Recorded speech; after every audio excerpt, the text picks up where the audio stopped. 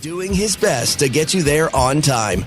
This is In Transit on the Elias Macco Show. CJAD800.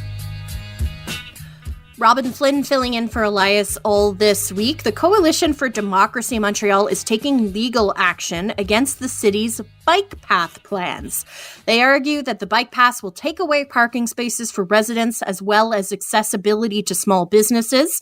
And joining us now is Marc Perez, is Executive Director for the Coalition for Democracy Montreal. Good morning, Mr. Perez. Good morning. Thank you for having us this morning. Oh, thank you so much for joining us. What sort of legal challenge or challenges are you presenting right now? So right now, what we're going to be doing is that we're going to be doing a lawsuit against the city of Montreal, the city hall, because it all started from there, and we're basically launching a lawsuit on the premise that these bike paths are a hazard. They're not properly thought of, and that, there's a loss of quality of life. People have lost their quality of living. People and businesses have lost financial losses, and there's even harm. People have been harmed by these bike paths simply by getting into collisions and getting hit by these cyclists. So that's where we're going on. People get hit by cars too, though. It's not just cyclists. There's road accidents all the time, right? I mean, which bike are you referring to? Specific bike paths or all bike paths in Montreal? Well, at this point in time, it's really all bike paths. I mean, I just read an article this morning in the Montreal Gazette saying the fire department is slowed down by all these traffic and detours and bike paths and stuff like that influence, and they lose 15 precious seconds to be able to go save a life. So we're not, our organization is definitely not against bike paths.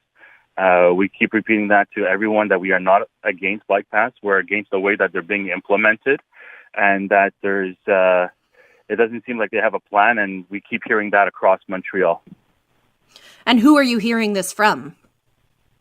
Oh my goodness, so many people send us emails, parents that have 4 children that are too young to stay at home, so they need to travel with them everywhere. And without having a car or their car parked in front of their house, they have to walk. They have to walk a certain distance just to be able to get to their car. And nurses who work late shifts at night looking for parking after like a 12 or sometimes 18 and double shift, so 24 hours of work, they're looking for parking when they come back home, and they're spending like an hour of time. So, citizens are very concerned because they want to support the bike paths. Everybody agrees that bike paths are a good thing for everyone, for the environment, for the city. It should be a great way for people to travel around in. But the problem is that the way that they're being implemented, it's hurting a lot more than it's actually helping. I feel like bike paths would help solve some of the problems you mentioned, though. If more people are using those bike paths, there would be fewer cars on the road, which would in turn free up more parking for those parents and those nurses who are working late, wouldn't they? Is that not what's happening? The SAAQ already demonstrated the numbers of that it's a false analogy, because people who use bikes also have driver's license. So what they're doing is that they're leaving their cars parked somewhere. So they want to drive, and even though, Bixi is having a good success, the numbers and the data shows that Bixis are still good for like short distance. So people like downtown who want to go from one place to another, okay, that's cool. People who want to travel long distance, they could use their bikes, fine.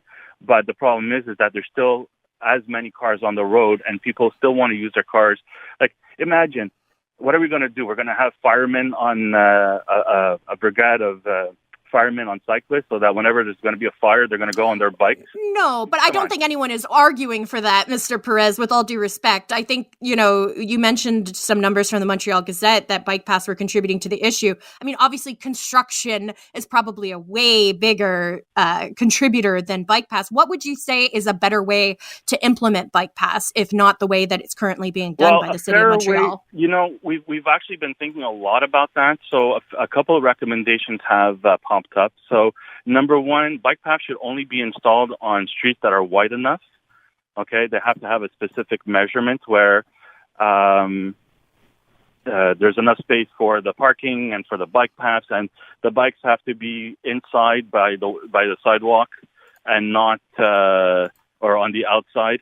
So there's a lot of different configurations. One of the recommendations we came with was using eminent domain to buy the extra meter of land that the city owns past the sidewalk, and basically moving the sidewalk by about 1 meter, and that basically widens the road by 2 meters, and therefore that gives enough opportunity to for the cyclists and the cars and the fire trucks and the ambulances to pass by. And as much as construction is an issue, if we look at Bourret Street, which leads directly to the Jewish General Hospital, the moment that there's a garbage truck, the moment that there's a car double parked by the cars, an ambulance that uses that as an emergency road to go to the Jewish General is blocked off because there's not enough space. The streets are not wide enough. But you just described a garbage truck and a car that was double parked. I don't see how that's the fault of the bike path. That's the part of irresponsible motorists who are blocking the street, is it not? No, because if you think about it, there's people that, let's say you have a plumber that needs to come to your house. What is he going to do? Park 2 kilometers away just to bring the pipe to your house? I mean, it's easy to say. I don't think double parking in front of the house is a solution either, though, for a plumber. No, but the plumber has to unload their stuff. Same thing with the electricians. The electricians have to unload stuff from their truck. They have all their equipment. They have things that they have to bring into the house. So even if they need to double park for, let's say 5 or 10 minutes, it still causes congestion. Whereas before the bike path, they were able to do that because there was enough space. So sometimes streets that are too narrow, and that's what we're saying, is that streets that are too narrow that cause these kind of issues, instead of having 2 bike paths, have 1 and put the countermeasure or the counter direction of the bike path on another street. Like that, it creates a certain balance. And also maybe start reevaluating sidewalks. Maybe have a sidewalk that's dual purpose, one for pedestrians and for bikers like that, or cyclists like that. They can both share the same space. So there's a lot. I worry that might be dangerous, though. I mean, I've seen cyclists occasionally driving on sidewalks, and there's nothing more terrifying as a pedestrian than a cyclist coming up behind you. No, I feel like I personally, as I drive, anyone who has a car is also a pedestrian. Sometimes, right? We park our car and then walk the rest of the way to where we're going. So I feel like as a motorist and a pedestrian, I like bike paths because it puts cyclists in one area. I'm always nervous on streets that don't have bike paths because the cyclists get so close to traffic. I feel like bike paths are just so much safer. So the bike, again, we're both in agreement. The bike paths are definitely a safer solution. But the problem is, again, it's the implementation. And I mean, if you look at the number of infractions that cyclists are receiving, it's on the rise. The number of accidents is on the rise. I think in 2021 there was actually an accident between a biker and a cyclist and a pedestrian where the pedestrian died. So there's a lot of things that we have to adjust, and we all have to work together as a society. And that's the point of our coalition. The point of the coalition is we're not an anti-bike path organization. We are for a safer bike path with the preservation of the cars, and we're here to promote a safer implementation of these bike paths. And I mean, if you look at what happened on Terrebonne in Côte-des-Neiges, where you have 3 schools and a church, and they all met with city councilors, and they met with the mayors, and bottom line, we read in the Montreal Gazette that all the recommendations were rejected. And then you have somebody like Mayor Katawa going on online saying, oh, well, the WEF says we have to reduce the number of cars by 75%. And then Fitzgibbon, our Minister Fitzgibbon, says we have to reduce the number of cars by 50%. So all of a sudden, it's no longer a question of, is the city willing to work with us? It's the city has an agenda to remove cars and make life difficult.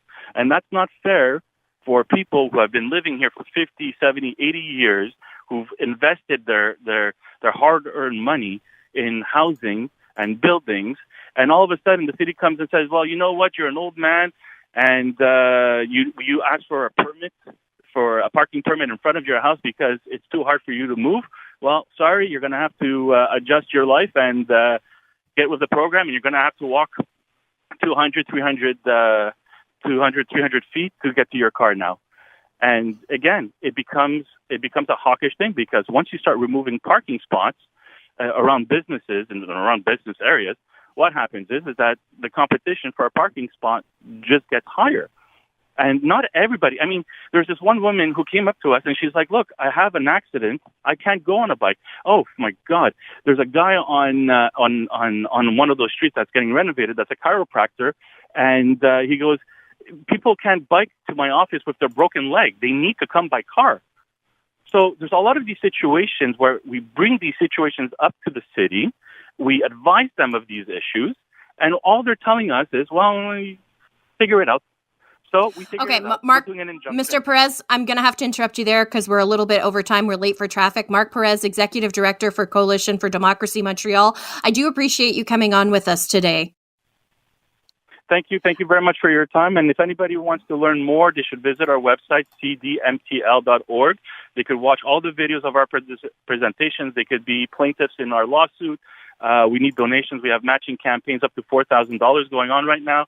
So please, we need your help. We need the cyclists to get involved too, because we need to work together. We all need to work together, and this is the opportunity to make that happen. All right, Marc Perez, thank you very much for your time. Have a great day.